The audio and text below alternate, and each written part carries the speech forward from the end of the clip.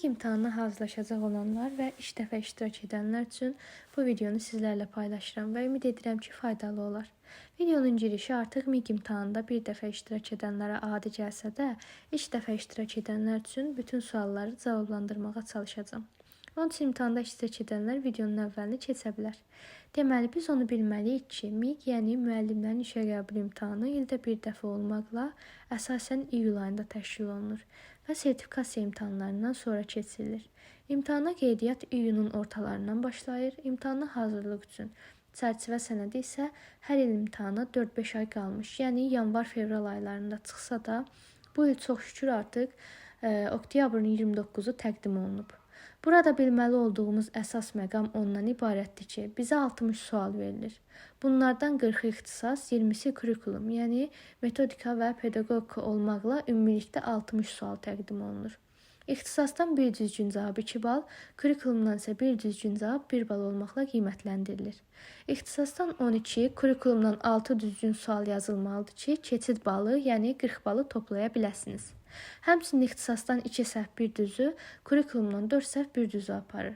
Bunun üçün maksimum diqqətli olmalıyıq ki, 12 ixtisas, 6 kurikulum yazsaq belə səhv cavablandırdığımız suallar yekun balımıza təsir etməsin. Məhz bu cəhətdən bilmədiyimiz sualları boş qoymaq daha məqsədə uyğundur. Əsas diqqət etməli olduğumuz ikinci məqam isə vaxt bölgüsüdür. Burada 2 saat yarım vaxt verilir və məsləhət görərdim ki, 1 saat yarıma ixtisas suallarını yekunlaşdırasınız. Çünki sona yaxınlaşdıqca istər-istəməz stres artır. Bu da məntiqli düşünməyə mane olur. Qalan 1 saatda isə kurikulumdan 6 düzgün yazmağa və əlavə olaraq da dəqiq bilmədiyiniz amma düzgün olacağını düşündüyünüz 3 sualı cavablandırmağa fokuslanın. Burada nəsə itirmirsiniz, çünki 4 səhv 1 düzü apardığından gələn düzgün cavab sizin xeyrinizə olacaq. Əlavə olaraq qeyd edim ki, imtahana başlamazdan öncə yetərincə vaxtımız olur. Bu zaman 1-dən 60-a qədər sualları qeyd edib, cavablandırdığımız variantları bizə veriləcək 2 ədəd A4-lərdən birinə yazıb, boş qoyduğumuz və ya dəyişmək istədiyimiz sualların hansı variant arasında qaldığımızı daha tez görərək vaxt itirməmiş olarıq. Suallar və vaxt bölgüsü ilə bağlı məlumat verdikdən sonra keçək digər əsas məqama. Bu da imtahana hazırlaşmaq üçün hansı aydan başlamalı sualdır. Bir çoxumuz üçün isə cavab fərqli ola bilər. Məsələn, siz nəzərə alsaq ki, abituriyent vaxtı müəyyən baza yığmışsınız, artıq bu bazanı daha da inkişaf etdirməlisiniz ki, müəllim adına həqiqətən layiq olasınız. Deməli, çox çalışmaqla yanaşı, sistemli və məqsədli çalışmaq lazımdır. Öncəliklə, hər kəs özünü və tutumunu yaxşı bilir. Məsələn, mən desəm ki, 3 aya hazırlaşıb nəticə əldə etmək olar və ya sentyabrdan başlayıb maksimum nəticə əldə etmək olar, bunu hər kəsə şamil etmək olmaz. Çünki hər kəsin anlama, təhlil səviyyəsi və yaddaşı eyni deyil. Amma məqsədə uyğun olar ki, imtahana salınacaq sual siyahısından asılı olmayaraq, dərslikdə olan mövzuların hamısına baxaq. Bu baxımdan nə qədər tez başlasaq, bir o qədər bizim xeyrimiz olar. Çünki ötən il imtahanda ədəbiyyatdan belə bir sual salınmışdı ki, dərzi şagirdi Əhmədin nağılında Əhməd obrazını səciyyələndirən variantı seçin.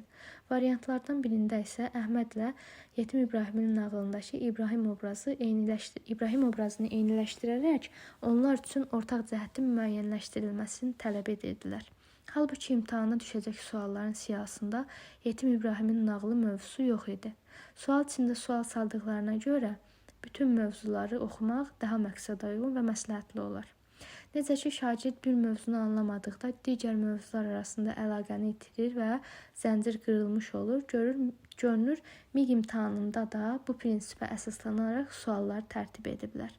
Digər bir sual isə hansı vəsaitlərdən istifadə olunmasıdır.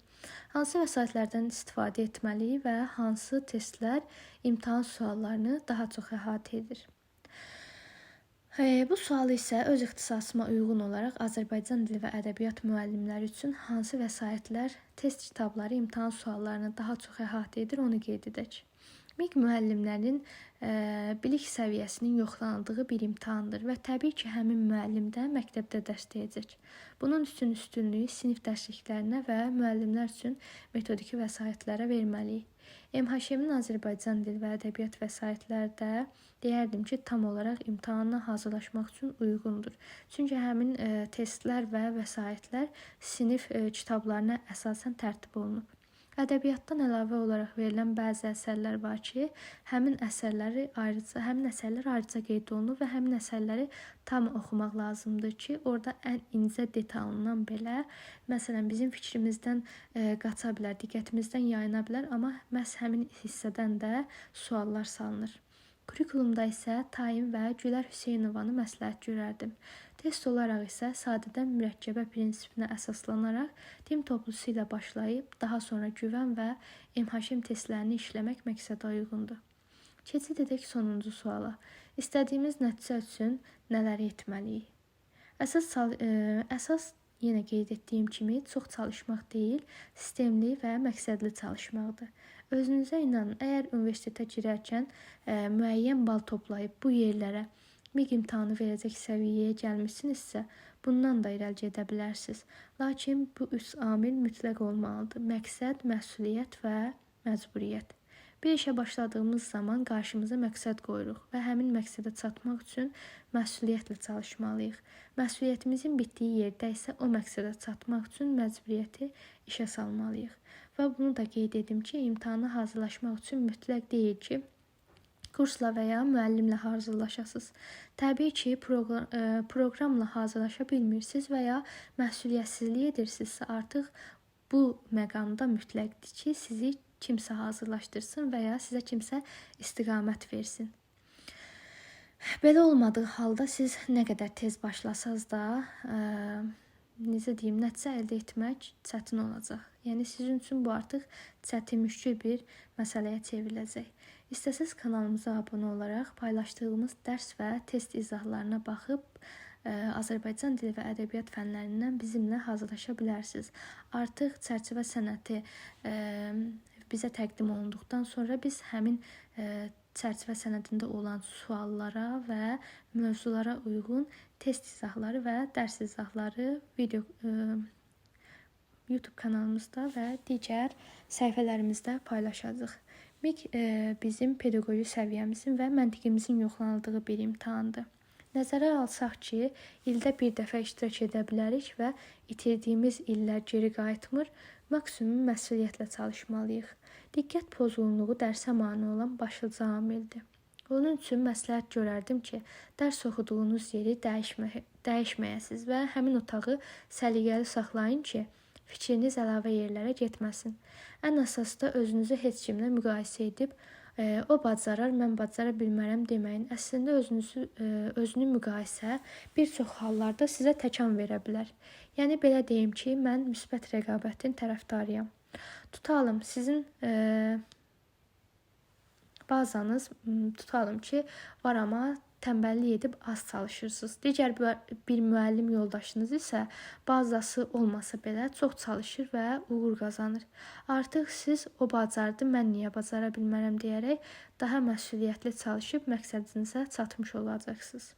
Bu baxımdan təbii ki, paxıllıq və özünü müqayisə edib ruhdan düşmə halları olmadan əgər sağlam rəqabət apara bilirsinizsə, çox şey əldə edə bilərsiniz. Unutmayın ki, hər uğurun arxasında uğursuzluğundan ruhdan düşməyən və əzmlə bacaracağına inanan bir insan dayanır. Əlavə olaraq da deyim ki, bu yaxınlarda daha çox müşahidə etmişəm ki, müəllimlərlə bağlı qəbul edilən yeni qərarlar, məsələn, dərs saatları, iş saatı ilə bağlı, daha sonra kənd yerində dərs deyəcək müəllimlərin əlavə olaraq 2000 manat verilməsi məsələləri ilə bağlı olan paylaşımlarda, yorumlarında MİQ-də vəsaitdə olmayan suallar salınır.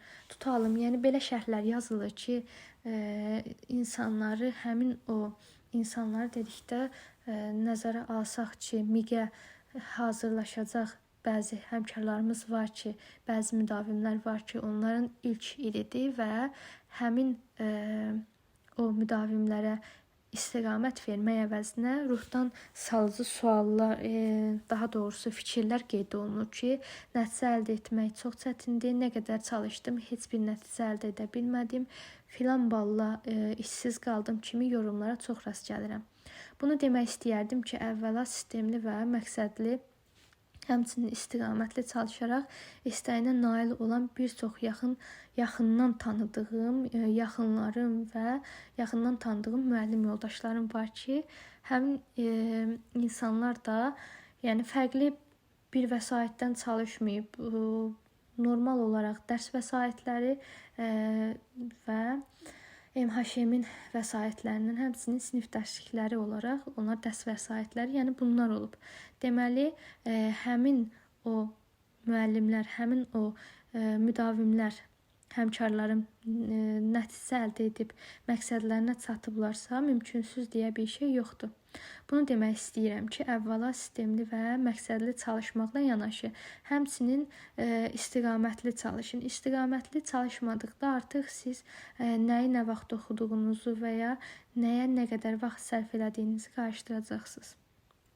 Bununla yanaşı, tutalım orada yazılan şərhləri belə izah verərdim ki, məsuliyyətsiz yanaşmaq lazım deyil və bal toplamaqla da hər şey bitmiş sayılmır. Təbii ki, əgər sənə kənd rayon yerində işləmək uyğun deyilsə və topladığın balla hardasa işləyə bilərsən, lakin özünü istəmirsənsə, bunu yazaraq ilk dəfə hazırlaşacaq müəllimi həvəsdən salmağa haqqın yoxdur. Sən başa düşməlisən ki, hər insan eyni deyil. Bəziləri var ki, mənfi düşüncə ilə tez ruhdan düşür. Əksinə, biz orada müsbət şərhlər yazaraq həmin o ilk dəfə hazırlaşacaq olan həmkarlarımıza müsbət təsir etmiş olarıq və motivasiya verərək dəstək olmuş olarıq. Yəni, ən azından müsbət şərh yazmaq iqtidarında deyiliksə, həmin o mənfi şərhləri yazaraq nəzərə alaq ki, o şərhləri bu il, yəni ümumiyyətlə ilk dəfə hazırlaşacaq həmkarlarımız, müəllim yoldaşlarımız da oxuyur. Bir çox həmkarım da var ki, həyəcandan bir illik əziyyətini bir gündə heç edir. Bunun səbəbi də bir illik stresin nəticəsidir. İmtahana hazırlaşmalıyam deyib özünü hər şeydən məhrum edən, çox çalışıb düzgün çalışmayan düşüncədir. İnanın, imtahana hazırlaşacağam deyib özünü istirahətdən, ətrafdan, hətta özündən məhrum edən insanın psixoloji vəziyyəti çökmüş olur. Bunu özünüzə rəva bilməyin. Elə bu baxımdan günü planlı şəkildə qurmağın əhəmiyyəti demək olar ki, oxumaq qədər böyükdür. Bir dəfə özünüzü rejimə salsız, artıq sizə heç nə göründüyü qədər dolaşıq və çətin gəlməyəcək. Həmçinin sizə psixoloji vəziyyətinizə təsir edən amillərdən də qaçınmağa çalışın. Tutalım, qohum ətraf sizdən soruşur ki, harda işləməyi düşünürsən, neçə bal toplayarsan səncə? Düzdür, kobudluq olmasın deyə bu tip suallara cavab verməmək düzgün olmazdı, amma nəzərə alın ki, verdiyiniz cavablar sizi stresə sala bilər. Tutalım, deyirsiniz 80 bal, amma imtahan yaxınlaşdıqca özünüzə inamsızlıq yarana bilər ki, birdən toplamaram, bəs mən belə demişdim axı. Bu fikirlər sizi narahat etməyə başlayacaq. Amma inanın ki, hər kəsin hazırki vəziyyətdə o qədər problemləri var ki, sizin nə qədər bal topladığınız maksimum bir gün danışılacaq. Bunun üçün də hər kəsi bir kənara qoyun. Özünüzü bir növ təsdiq etmək üçün, zəhmətinizin bəhrəsini görmək üçün çalışın.